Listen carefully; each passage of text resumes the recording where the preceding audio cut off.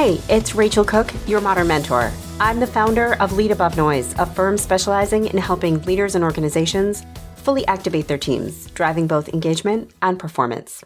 I've been speaking a lot lately, mostly about this concept of fully activating our teams, not just to engage them, and not just to amp up the results they deliver, but really to achieve both. Because if we can do one set of things that both make our teams feel engaged and enable them to perform better, isn't that the biggest win of all? What I'm realizing is that a lot of leaders seem to think it requires a major organizational investment or effort to achieve this state. And yes, sometimes those help, but the truth is there's a lot of impact that a leader at any level can have on their own team if they understand which levers to pull and how. And one place where I'm seeing leaders have a huge impact, it's in their communication. With just a few small tweaks in the who, what, and how of their communication, I'm watching leaders experience some pretty big wins. Today, I'd love to share just a few of my favorite communication tips that you can pick up and practice, but only if you'd like your team to be fully activated. First, give them a why. People don't like to be told what to do. We just don't. But what do we like? We like contributing to a cause and feeling part of something. Like sometimes my family will head to a park for a hike or a picnic, but mostly picnics. And I'll see a sign reminding us not to leave our trash behind. But here's the thing. Sometimes the sign says something like, littering is prohibited, risk of $250 fine. But other times the sign says, help keep our park beautiful. Please take all trash out with you. Both messages will get me to clean up. But that first one leaves me feeling a little threatened, a little disciplined. And I'll do it, but I'm a little resentful. But that second one, it feels like an invitation to help, to keep nature clean and lovely. It makes me want to clean up. This is a really small example, but imagine how it translates at work. Like as a leader, you may be handing out directives, like attend this meeting or complete this dashboard or take this training. And you may be getting compliance, but you might also be building up some gentle resentment. And also, ask yourself, what aren't you getting?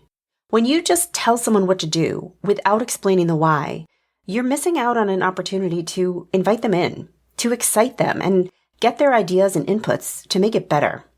So instead of, please complete this dashboard, try something simple like, please complete this dashboard so we get a chance to show senior leadership what an awesome impact we've had on the customer experience this quarter. Imagine how much more excited they'll feel, and frankly, how much more creativity you're likely to get from them. We're all running at 1,000,000 miles a minute. Taking the few seconds to tack on a why will totally be worth it. You have my word. Second, lean on simplicity and clarity. So here's a thing that happens to me all the time. I'll be running a team activation session and I'll hear from people things like, they just changed X policy or procedure and no one knows why or how we're supposed to operate now. Or we have no idea what our goals or targets or priorities are. Or we know there's a big change coming, but we have no idea what it is or how it's going to affect us.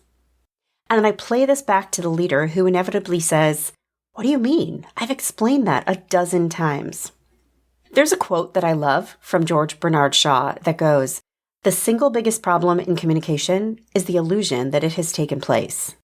It is so unbelievably common that leaders really believe they've communicated something. And yet somehow their teams insist they've heard nothing. And it almost always has to do with clarity and simplicity. Leaders bury key and critical messages behind corporate speak. They'll send out multi-page memos that people just don't have the time to read. And so in the end, messages just aren't received. The key is to be as clear and simple as possible. Leaders, ask yourself 3 questions. What do you need your teams to know? How do you want them to feel? And what do you want them to do? From there, craft your message. Written or verbal, ideally both, and just speak in plain, simple English.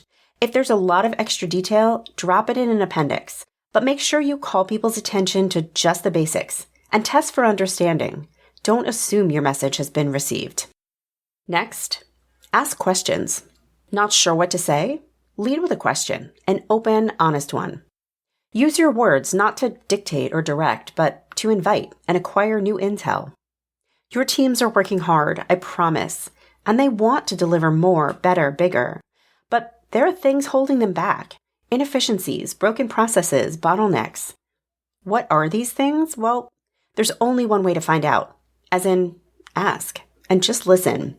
Don't defend or explain, just take it in, because there is always a nugget of truth in what they tell you. So focus on the insight. When we invite their perspectives and include their ideas, they feel more connected to whatever next steps we take. So ask a question and sit back. And finally, close the loop. Know what frustrates teams around the globe? Black holes. As in, I asked my leader a question and she said she'd get back to me, but she never did.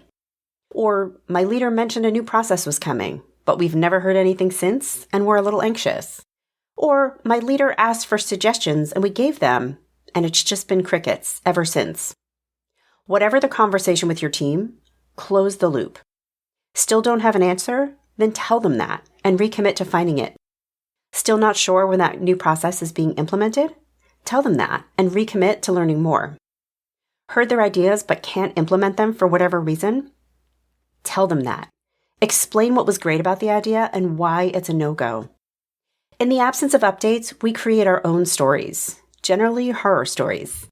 Any information, even a report of the absence of it, is a way to fend off the goblins of the workplace rumor mill. These are the ways we keep our teams talking, engaging, being part of the way forward. Join me next week for another great episode. Until then, visit my website at leadabovenoise.com if your organization could use a bit of activation. You can follow Modern Mentor on Apple Podcasts, Spotify, or wherever you listen to podcasts. Find and follow me on LinkedIn. Thanks so much for listening and have a successful week. Modern Mentor is a quick and dirty tips podcast. This episode was edited by Holly Hutchings and audio engineered by Dan Farabend. Thanks to the rest of the team at Quick and Dirty Tips, including our new director of podcasts, Brennan Getchus, podcast and advertising operations specialist, Morgan Christensen, our marketing and publicity associate, Davina Tomlin, and Cameron Lacey.